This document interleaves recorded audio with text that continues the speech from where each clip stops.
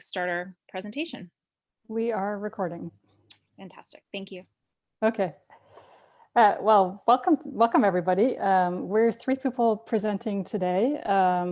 So my name is Karen de Bruin, Professor Karen de Bruin, and I'm the chair of the Department of Modern and Classical Languages and Literatures. It's a bit of a mouthful to say, but basically we do languages.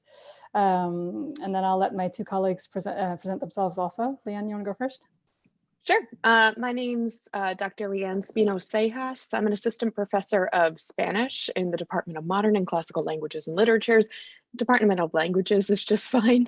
And I'm also the proficiency coordinator for the department. So today we'll be talking about what makes our department special in terms of language education, and our proficiency initiative, which you'll learn more about soon, is one of those reasons why we're so special. And so I'll be giving you more information about that shortly. And then also our colleague is, another colleague that is here is Dr. Bing Mu. She might have stepped away for a second. Bing? Hi everyone. It's great to see you here. So my name is Bing Mu, and I'm assistant professor of Chinese in the language department. At the same time, I'm the coordinator of another initiative in our department that is intercultural communicative competence initiative. So this initiative, like the proficiency initiative, really put our department on the national map and they'll really make our department really special. So yeah. We can introduce a little bit more along the way. Thank you. So thanks. I think the point of this presentation is to be a little bit free flowy and to make sure that we are catering our presentation to what your interests are. So to that end, maybe we could ask our attendees a few questions that they could maybe throw in the chat so that we can kind of get a feel for who we're talking to and who's here and what you're interested in learning about. Does that sound good? Yeah. So first question, everyone get your fingers ready to type into your chat. First question is, what brought you to this presentation? Why are you here? What do you want to know about? So we make sure that we hit those topics when we're talking to you and go through our presentation. So you can take a second. I wish I had elevator music for you, but I don't. So, yeah, that would be lovely. So yeah, so what made you interested in coming to this presentation? What do you want to learn about? I can also sing Frère Jacques in Afrikaans and in English if you'd like. I can do 3 different renditions while you're all typing. I'm sure I could get you to sing it in Spanish. Maybe we could get, I don't know if it made its way to China. I would have to make up that translation on the fly. Okay. Studying abroad with a minor in a language. So I'm reading the comments to myself. I might as well read them out loud. One person says, I'm interested in furthering my study of Spanish. One person says, I want to learn more about studying abroad with a minor in a language. So we can talk about minors and majors and the difference in terms of study for minors and majors. Someone says, I'm minoring in Spanish and would like to know more about the language. I'm interested in minoring in Italian, majoring in a language and studying abroad. Is there any difference between double majoring and minoring? I want to learn more about studying abroad. All right. Okay. If you have any questions as we're presenting, we'll all kind of try to keep our eyes on the chat as well so that we don't miss your comments as they come in. Just a few more. I'm interested in a minor, possibly a major. I want to minor in Chinese. Myths and truths about learning a language, says Alyssa. I like that. All right, perfect. So maybe what we can do is we can start with kind of an overview of who our department is, what languages we offer. We can talk about the difference between majoring and minoring, talk about why you should study a language, opportunities for study abroad. Does that sound good? Yeah. Karin, do you want, I'll share my slide and maybe you can start us off? Sure. All right, here we are. So there's the pretty intro slide, and now I'll give you give you the meat. Yeah, thank you. So obviously you can see that we can do, we offer majors in all of the languages that you see. The Global Language and Area Studies major has 3 tracks. It has Arabic, Classics, and Japanese. So you can, in fact, do a major in Japanese, for example, but it's under what we call the Global Language and Area Studies. Otherwise, the other programs you can do also a major. So Chinese major, French major, German major, Italian major, Spanish major. You can also do minors in all of these. So just really quickly, is your next slide the difference between major and minor, Leanne? What's your next slide? No, it's not, but we can do it verbally. Yeah, let me do it verbally then. So, so just in terms of credits, the difference is that a minor is 18 credits and a major is 30 credits typically. It varies a little in our department. I think GLASS is 32 credits, but most of the majors are 30 credits. So let me put that in perspective a little bit. If you do 1 class per semester, there's 8 semesters at URI. Just 1 class per semester will put you at 24 credits already towards a major. So if you never went abroad, you could finish a major just by doubling up in 2 semesters. In terms of a minor, the minor is 18 credits. You can only count 2 100 level classes towards a minor. I won't go into the weeds of, I won't go too much into the details, but so basically 6 classes and you get a minor. Okay, so what's really the difference between, and I should say about a major. A major in most languages, you can go abroad, and we'll get much more into this in terms of study abroad a little bit later, but in most languages, you can go abroad and study the language for 1 semester or even 1 year. And if you were to study the language for just 1 semester, for example, so say 12 to 15 credits, you've already completed in 1 semester half a major. And what's wonderful in our department is that we have all different types of study abroad experiences. So if you are on a really tight, let's say your other major is nursing. Nursing tends to be very, very tight in terms of what you can and cannot do because of all of the different, I guess, like rotation components and all of that within the nursing degree. You can still do like a summer abroad, right? You could do one of our faculty-led programs. That's usually 3 to 6 credits, or you can go on a provider program provided by an external service. The most common, and one of our advisors here, Alyssa, can help you a little bit more about this, but so CIEE, AIFS, or API are the 3 most common provider programs, and so you could do like 6 credits in the summer, and that would make up the other 2 classes that you would need if you were doing 3 credit courses in order to make a major. So now that's sort of like the technical difference between a minor and a major. Here's what I like to say about the difference between a minor and a major. A minor shows that you've studied language, right? And 18 credits is good. I mean, it shows that you've studied the language and you're familiar with the language, and that's great. If that's all you can do, that's great. A major shows that you've made an investment in the language, and that you're probably in our department, we want you to graduate. If you've never studied the language before, we want you to graduate at what we call an advanced low level of language. And I'll actually just hand it off to Leanne quickly, Professor Espino-Sejas quickly, to tell us what can you do with an advanced low level of language? Sure. So for an advanced level of language, we're talking about speaking here. And it is where you can narrate in the past, present, and in the future. And you can also handle situations with a complication. So this is the kind of thing that's going to be able to let you actually communicate in the languages that you studied. We can't probably get you there with a minor. It would be difficult. But with a major, when you invest that type of time in studying, that's the goal for all of the students. So majoring in the language instead of minoring is what's actually going to get you to that functional proficiency where you can use the language. Minoring in a language is probably going to get you to a proficiency where you know about the language, but not necessarily that you can actually implement the language as well as if you had majored, if that makes sense. And if you could, and just so you, in terms of professional use, if you get to the advanced low level, that's usually the required level for graduate programs in foreign countries.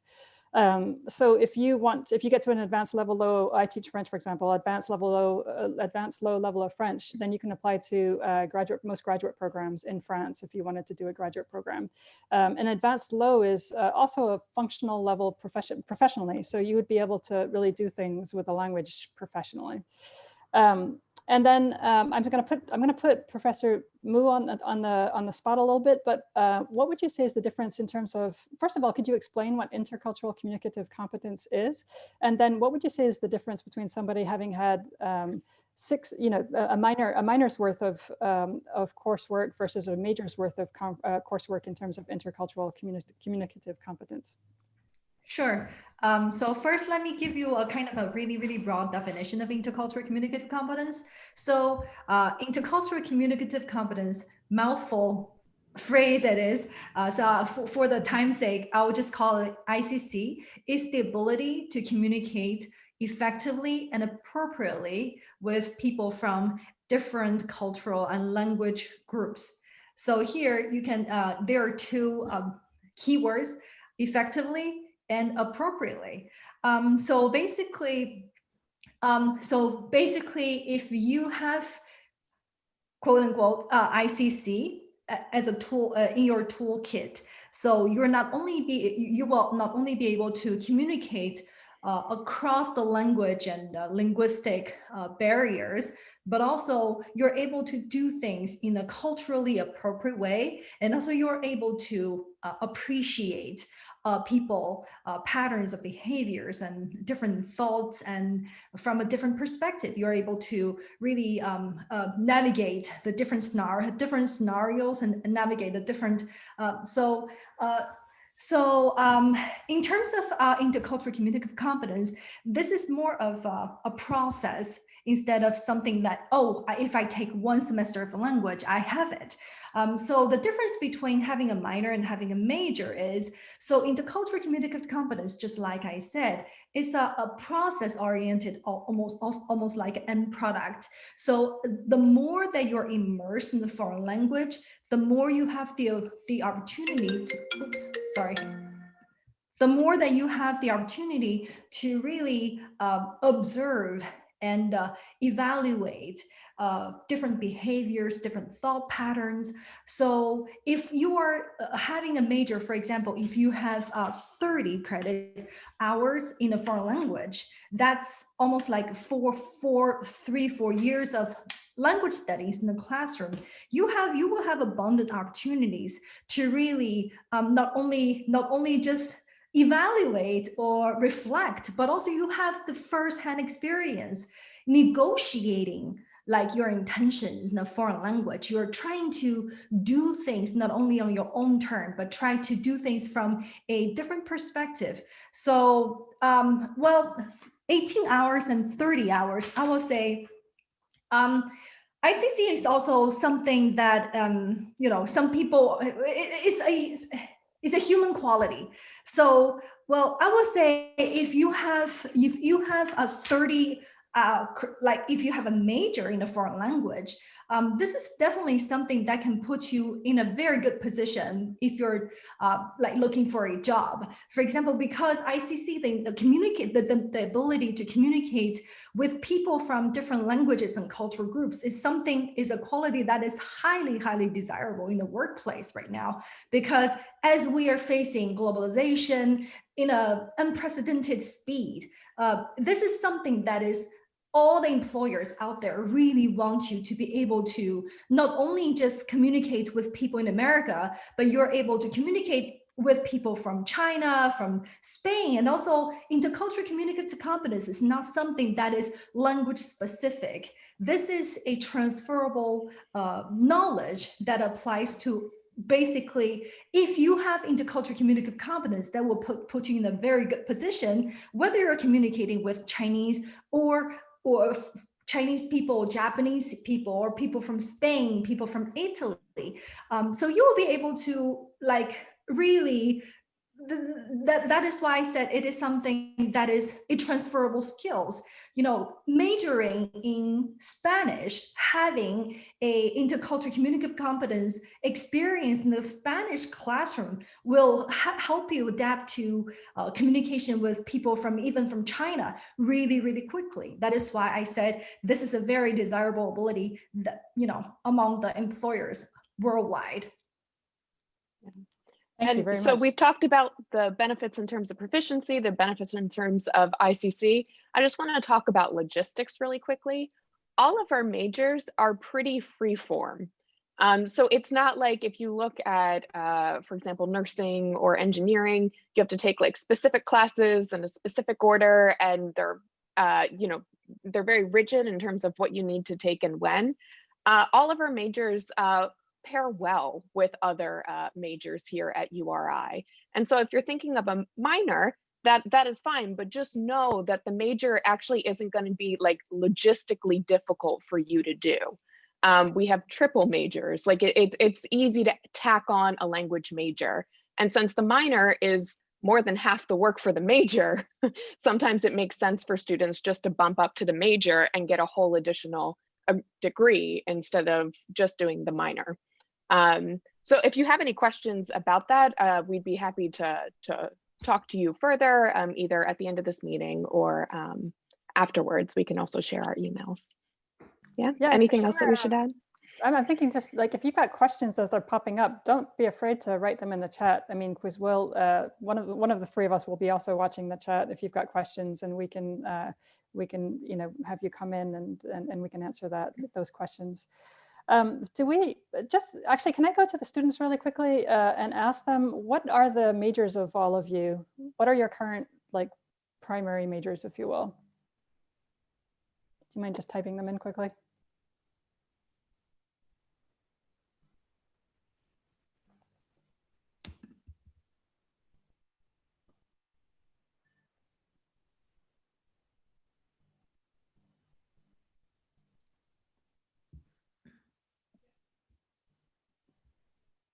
Okay, so we've got so far, I'm seeing biological science, civil engineering, kinesiology, German journalism, communicative disorders, environmental science, biology, education in Spanish, criminal justice in Spanish, and psychology. Okay, great. So a couple of you might find the next slide interesting in terms of what we call our signature programs. But everybody should know that we, as Professor Spinoceas has said, we can, language pairs well with any major on campus. I mean, we've had every single major on campus paired with languages. There is no incompatible pairing in terms of language. There are some very rigid degrees. Like I said, nursing's one of them, where sometimes students have a hard time finishing a full major, so they might only have space to do a minor.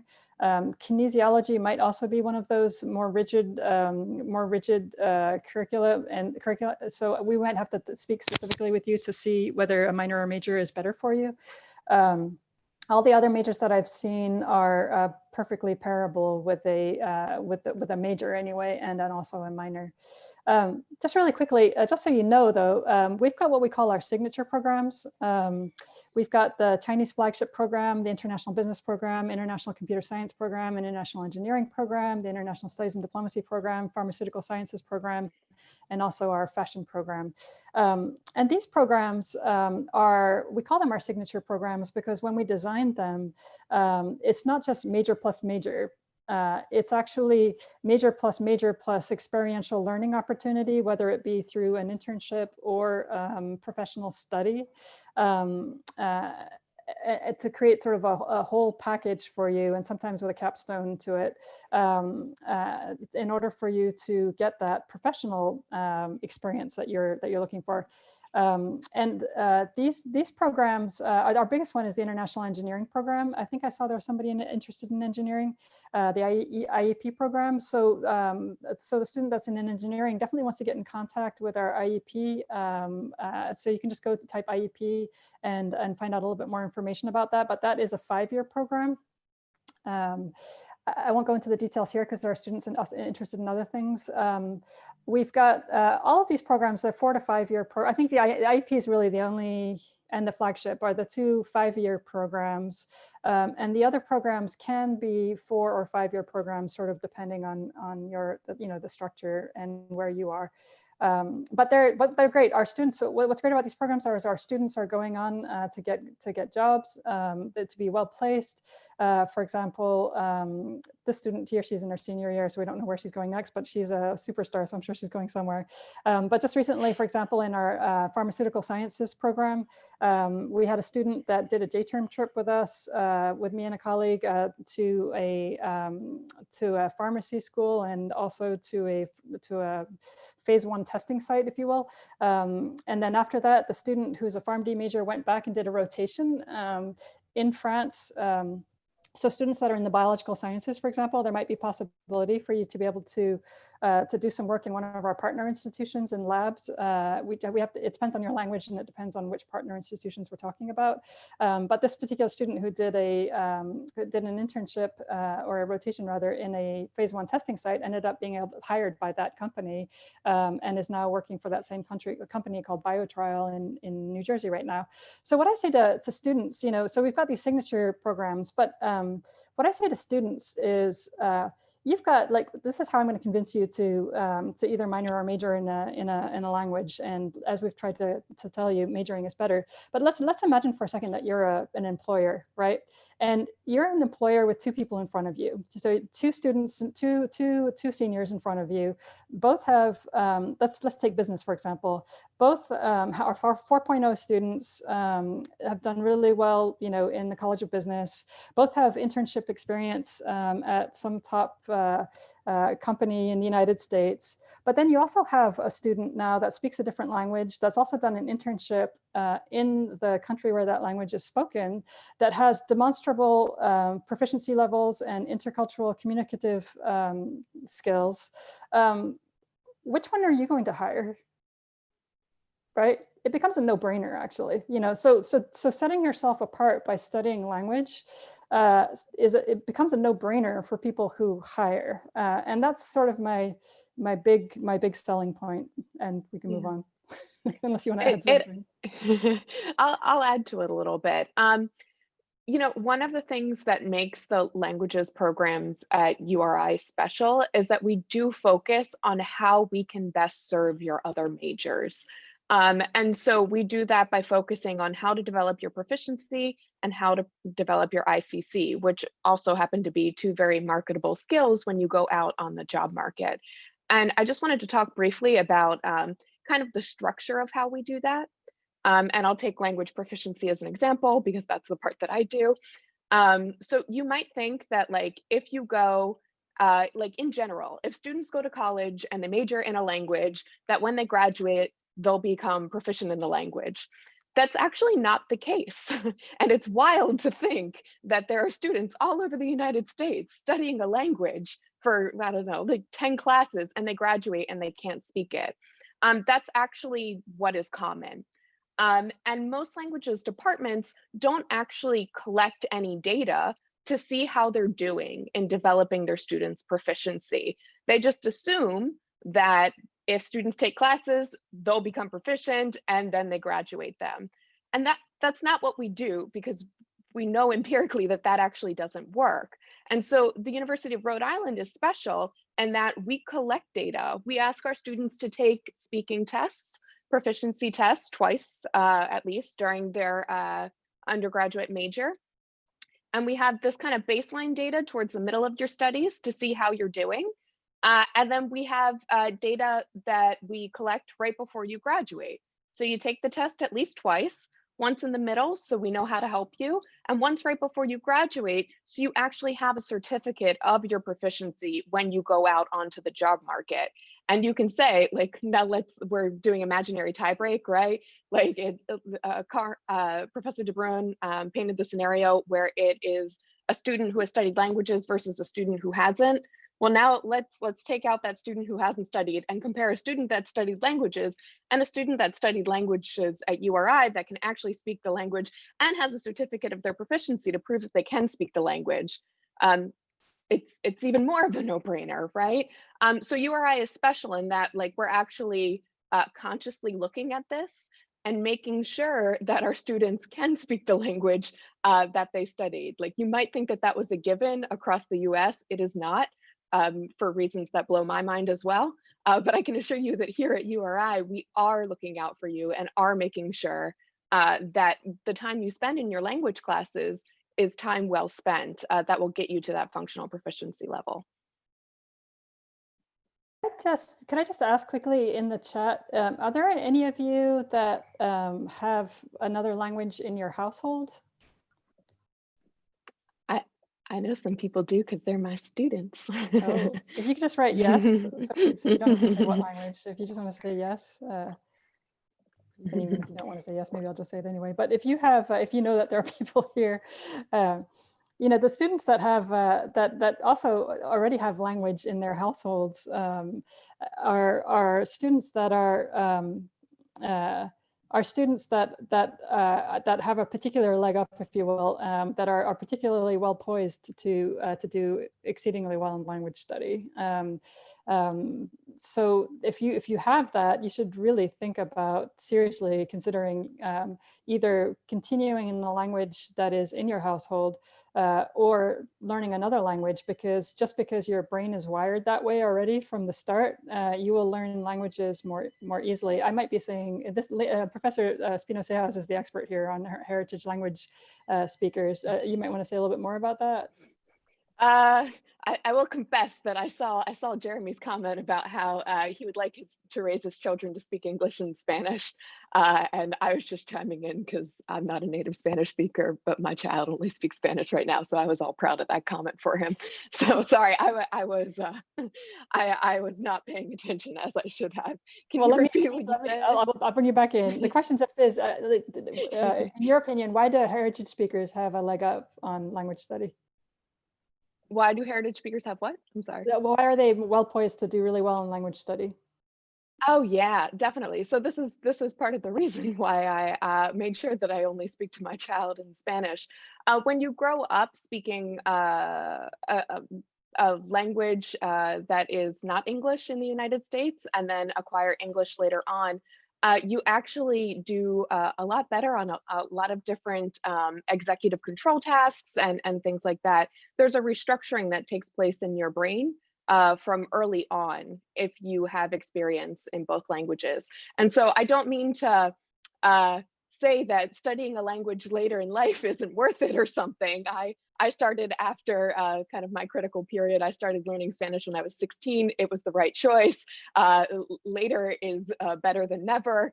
But there are demonstrated cognitive benefits, delay in the onset of Alzheimer's, things like that, for studying a language early on in childhood. You know, and it also gives you a little bit of a leg up when you go to study your language in a university setting. So heritage language learners exhibit various degrees of comfort in understanding and speaking the language. But for those that are more comfortable, if you enroll in classes, you already have kind of a solid foundation upon which to build more language study and maybe work on focusing different skills. So heritage language learners generally tend to be more comfortable listening and speaking in the language, because that's kind of the normal method of communication in a house, right? I tend not to write my daughter notes as our primary form of communication. So enrolling in language classes can help strengthen skills that you might have had like a little bit less practice in, such as reading and writing. Awesome, thank you. All right, let's move on. Is there any questions so far? I don't see any questions. So do you want to do the next slide? Sure. Yeah. All right. So, you know, this is from the departmental level, so maybe I'll just, I'll talk about this a little bit. We're one of the largest, COVID's going to change a lot of things, and but pre-COVID anyway, we were one of the largest departments in the nation. Could you head back one slide, Leanne? Yes, hold on. So last year was a record-setting year for us. We were almost at 800 majors. Actually, go forward one slide. Sorry. You know what it's doing? It's automatically switching the slides. I can fix this Oh, is real it? quick. Okay, yeah. Yeah. So different pictures pop up. Okay, you can keep going. Oh, I used to live near Zermatt. I'm just looking at that more closely. Right. So, so it's so you're coming into a community. Students are usually very interested in the community. When you ask language teachers what they think is the most important, we'll say communication. We want you to communicate. But when you ask students why they're interested in language, usually it's about building community with other students, building community with people abroad, students abroad, making friends, experiencing new things together. So you're coming into a really awesome new community when you come into languages. You can read all these things, small interactive classes. I mean, our class sizes go from, 5 kids in a class, I shouldn't say kids, 5 students in a class to, our largest classes are usually at the 101 and 102 levels. In Spanish, we have up to 30 students, so it's never any more than 30 students, but usually starting at the 200 level, you're down to like 15 to 20 students in the class. And so you'll probably make your best friends or some of your really good friends in your language classes. Our faculty are just awesome. I'm sort of an old timer, but as you can see, Professor Mu and Professor Spino-Cejas are very dynamic, and we've got award-winning faculty in every single language program. So in every single language program, we have someone who's won a teaching award. So you're not going to get into a program where people are terrible teachers. Quite on the contrary, you're going to be getting into programs where there's just really great teachers who care about you and care about your success. And because of the proficiency in the intercultural communicative competence initiatives, we're very focused on you, because you and your own individual progress. So you're not going to find that sometimes in your other majors. I mean, if you're a first year student right now and you're in biological sciences, you might be sitting in huge lecture classes right now. Well, maybe not right now because things are online, but even languages in COVID, we're still small classes, and we're checking in with every single one of our students, making sure they're okay. If they're missing a class, we're in contact with them to see if they're okay, helping them, trying to figure out what we can do to make sure that their experience is as good as possible. So it's wonderful. It improves. So it improves your analytical sticks. How about Leanne? I'll let you go next. Improves your analytical. You talk a lot about that. So studying a language can have multiple benefits for you when you go on the job market, which we've already talked about, such as improving analytical. I can't do it either. Improving analytical skills, creativity, proficiency, ICC, all that jazz. Maybe you have had experience in a language before where you sit at a desk and like do verb conjugations all day or something. I don't know about you, but that was my experience. Not really the best for developing proficiency in a language, and not really what we tend to do here at URI. So we're really focused on how we can give you functional proficiency, like actually make sure you can use the language, because I don't know about you, but when I'm talking to a native speaker, they have never asked me to fill in the blank with the correct conjugation of a verb, right? So we're actually making sure that you can use the languages that you're studying. You can study, live, and work abroad while at URI. Professor De Bruin, do you want to talk about maybe some of our partnerships and where they are, and so that students can get kind of a feel for the lay of the land of, you can almost study abroad anywhere, but we do work with specific universities in specific cities and countries. Yeah, and again, just stop us if you've got questions. I mean, I don't know where. So you might be all, you might be first year, second year, third year. You missed your study abroad. I saw one person miss their study abroad option and was wondering what their options are now. So to understand study abroad, globally speaking, well, that's the wrong word. Generally speaking, I mentioned that you can do what we call faculty-led programs. So those are usually short-term programs that are either during J-term or during the summer. And they're in our department, they're in the language usually. You can also do short-term programs through a provider. So in the summertime, these are popular for enhancing your language learning. And so you can find, like I mentioned, the providers were and Alyssa, if you want to jump in and tell us other ones that are, that are popular here at URI. Sure. Yeah. Hi, sorry. So I work with all of our providers, and we have AIFS, API, CIE. DIS is specific to Denmark and Sweden, so perhaps not specific to our language department. CIE, SIT, so the School for International Training, and they're really interesting because they have some options in non-traditional locations. So if you wanted to go to French-speaking Africa or some of the non-traditional locations in Central South America to do Spanish or something like that, or if you have another language, like I know Japanese is not a specific major, but within the global languages area. So there are a whole range of different provider options as well. So we encourage students to kind of explore everything. Thank you very much. I saw that Morocco was misspelt on one of the slides. That must be somebody who who was in a place where they call it like Maroc or anyway. Yeah. So we've got the provider programs that do short-term and long-term study abroad. And then we've got what we call our direct exchange programs. And sort of the way this is just me making the distinction, is that our short-term programs, like faculty-led programs, I would call study abroad light. It gives you a nice exposure to a culture with a faculty member that's there. And so if there's any questions, the faculty member's right there, which is wonderful. Then sort of study abroad normal or average, I would say, is through a provider program, because there's still a very a good infrastructure around you that's English speaking, that you can contact if you've got the smallest concern.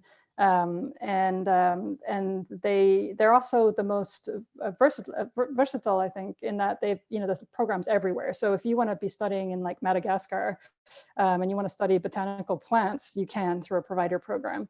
So it gives you the most range, and it also gives you the most sort of infrastructure, if you will. And then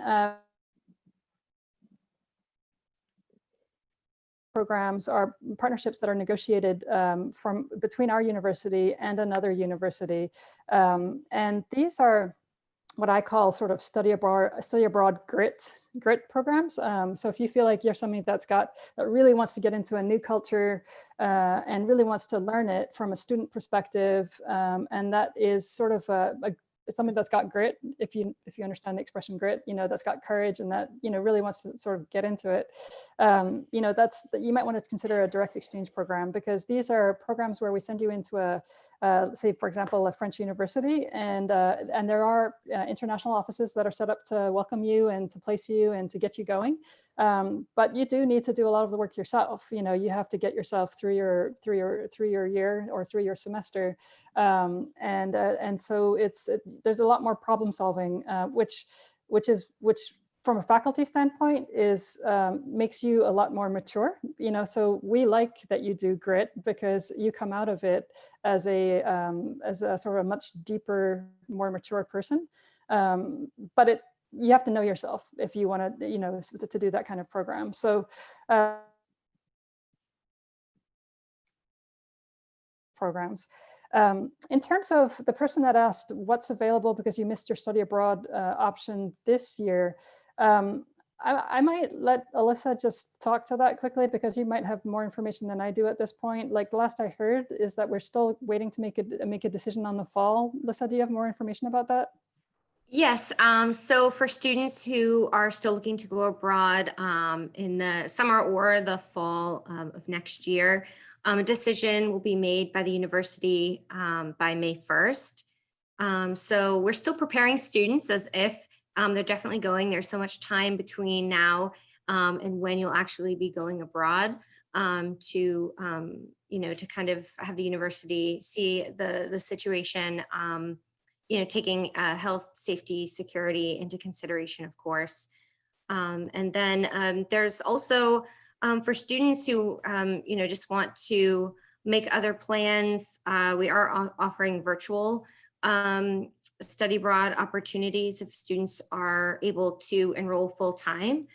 So that is just an option. Of course, nothing can replace the actual experience of being there in the country. And if if study abroad does happen in the summer and in the fall, of course, it's not going to be, kind of maybe how students had envisioned it with all the, the traveling that they feel that they want to do. There's going to be different things that they have to know ahead of time that might be different and what to expect. But honestly, here in the US, we're also, I think, as you mentioned earlier, Karen, there's things that we have to do here in the US as well. So it might not actually end up being that different in terms of, the actual experience of attending a university, let's say. And actually, if I could just tag in with the virtual option, that's something that I'm working with because it's through one of our provider programs.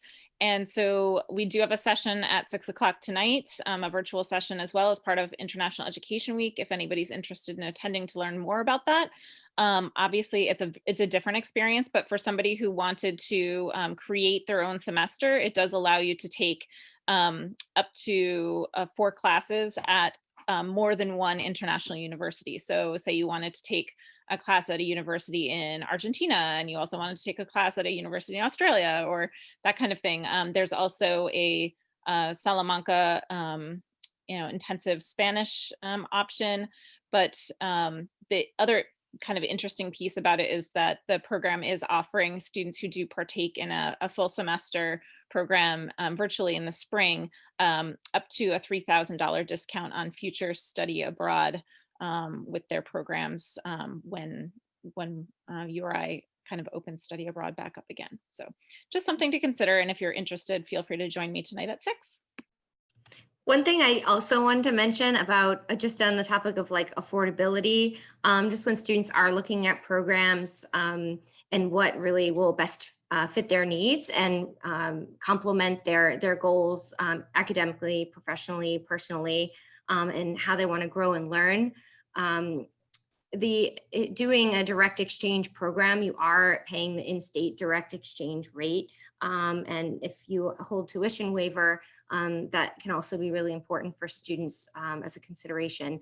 And if you're attending and participating in some of these signature programs, they're pretty much all direct exchange programs too. Yeah, that's an important point. Thanks for making that, Alyssa. So if you're an out-of-state student or even paying regional tuition, if you were to go on one of our direct exchanges, you would pay in-state tuition. So you'd actually, to a certain extent, depending if you're, I don't know if you'd save money, you'd save money in terms of tuition. You'd still have to buy your plane ticket to get out there, and you have expenses while you're out there. But at the very least, I would imagine that you would break even. And then there's also on this slide, as you see, there's also the possibility to get funding for when you're abroad. So our department works very closely with students to prepare them for what we call the Demers Fellowship, and be a former URI professor that set up that donated the money. I have no idea how she made so much money as a professor, but anyway, she donated the money, and it gives preference to URI students who can show passion about language study. And so they're very, very interested. I saw somebody who was interested in education. The top candidates for this are students that are education students, but they're very interested in students that want to commit to long-term study abroad. So usually, a year, because you can study abroad, as you know, like I said, for short-term or long-term, and long-term means either a semester or for a full year. I really like to recommend the full year because a semester you get there, you get through the challenges, and then you start to feel comfortable, and then you have to come home, whereas a full year, you get there, you start to feel comfortable, and then that second semester, all of a sudden there's sort of like magic that happens, and you start to make friends, and you start to get into social networks, and you actually really experience, typically anyway, really experience the culture. So I see it with my daughter right now. We're in France, and for family reasons, but my daughter was born in the United States. She's 3.5 years old, and it's taken her so she's in the preschool here in France, and it's taken her we've been here now for about 2.5 months, and she's only now starting to make friends and really get, she speaks French fluently, but she's only now starting to get the French cultural norms that go along with being a preschooler. You know, so if it takes like a little kid who can adapt very quickly, 2.5 months or so to start to feel comfortable, you know, older people who are a little bit older take a little while, you know, to, you know, to adapt. So, so I really like to study again, you know, to recommend the full year. But anyway, the Demers give sizable fellowships up to, you know, I've had students get up to $18,000 for full year study. And so, yeah, so I highly recommend applying for that if you're a good candidate for that. I see a question. I see Michelle has come back on. Maybe you want to say something about Demers, and then I'll respond to another question I just saw that just popped up.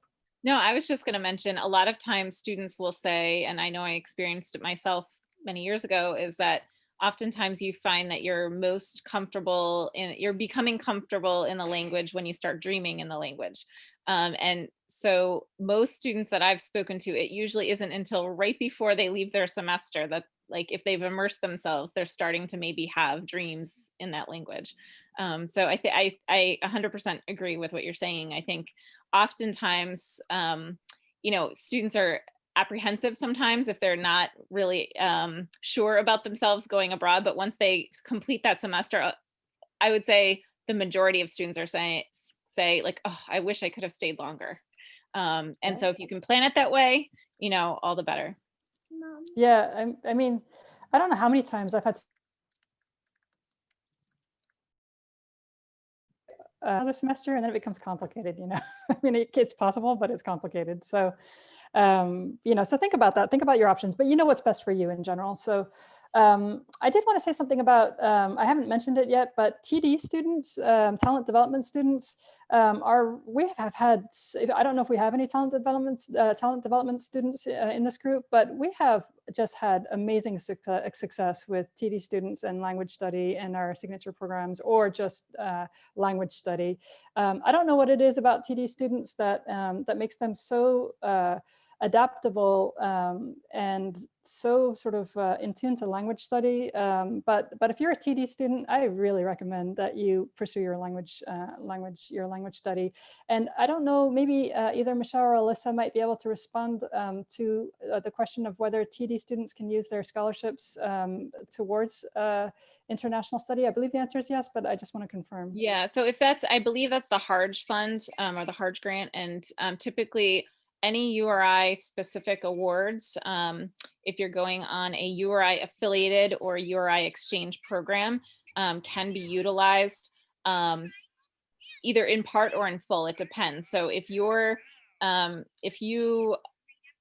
cost of your program actually saves you money off of your tuition, because those scholarships usually go toward tuition only, then they may reduce the amount of your scholarship for that particular semester, because it's kind of supposed to be on par with the cost of tuition that you're paying. So if you're already saving money on your study abroad program, they may reduce your funding slightly for that semester. They're never going to give you a cash payout of you know, if your scholarship exceeds the amount of what the cost of the tuition would be. But in general, if it's a URI scholarship, so including the TD scholarships, those typically would apply toward the study abroad program. And then the other thing to mention is, if you are a student who is a Pell recipient, so check your financial aid award, and if Pell is on your is listed under your financial aid, then we do have a Gilman session on Friday this week. The Gilman is a great opportunity for students. They love to see students that are learning languages and things like that. And that's for up to $5,000 toward a semester abroad. It's a US government scholarship. It also opens up the possibility of kind of preference for government jobs down the line. So definitely check out the Gilman scholarship if you do have Pell as part of your financial aid package. And Michelle, the Demers session, do you know when that is off the top of your head? Hold on one second. So I can, if you want to continue, I'll look that up. Put it in the chat. So you put it in the chat. Session is already in the chat. Oh, awesome. Okay. Thank you, Alyssa. Super. So the Demers, definitely find out about that, because again, it's, you know, we have at least 10 to 12 students or maybe say 8 to 12 students that get the Demers fellowships every year. So it's not like it's some unreachable fellowship. And it's not based on GPA, it's based on your passion for the language. All right, and so just to finish, you can minor, you can major, you can double major, you can just do your gen eds in language. I mean, perhaps Professor Mu, just to very quickly, can you just say what a student, even if they just take one course in language, what they'll get out of that course in terms of intercultural communicative competence? Okay, sure. So just like I said, intercultural communicative competence is something that is keep growing as you go into the class. Just for one semester, you're getting immersive experience, and this help build up your ability to really negotiate, to cross the boundaries.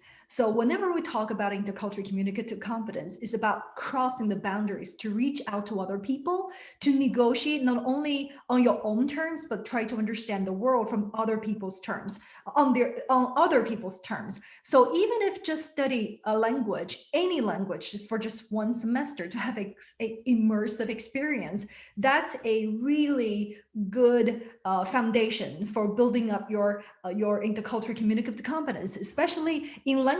So although we can say, some people say intercultural competence, in communication and stuff, actually the best place to get intercultural communicative competence building is the language classroom, where you have immersive experience to not only try to express yourself in a different language, but whenever I talk about studying a language, I always say, studying a language is always about, shifting perspectives. It's almost like when I'm speaking English, I'm looking at the world from this perspective, but when I'm speaking Chinese, I need to shift a little bit like this to look at the world from a different perspective. When I'm speaking Japanese, I'm doing this like this. So even just a semester of language classes, you will start building your ability to really negotiate across the boundaries. Just think about if you keep doing this for 4 years, 3 years, if you get a minor in a foreign language, if you get a major in a foreign language, 3 years, 4 years, you are constantly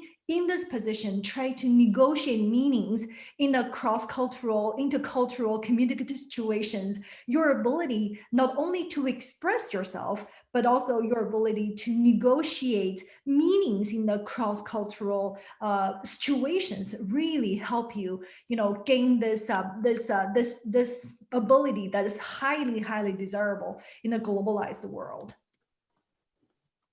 All right.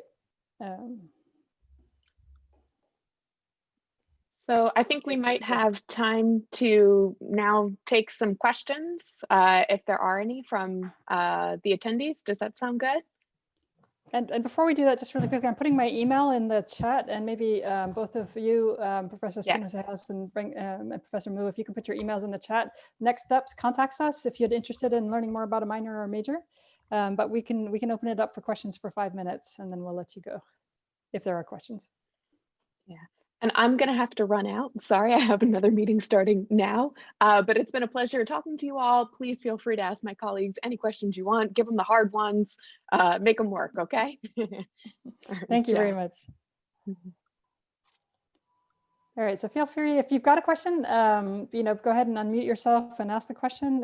If there's silence, then we'll assume that you might want to talk to us individually about your own specific situation, and that's totally fine too. You've got our email addresses, and we're happy to answer those questions or direct you to the person that would be best suited to answer your question. So any questions?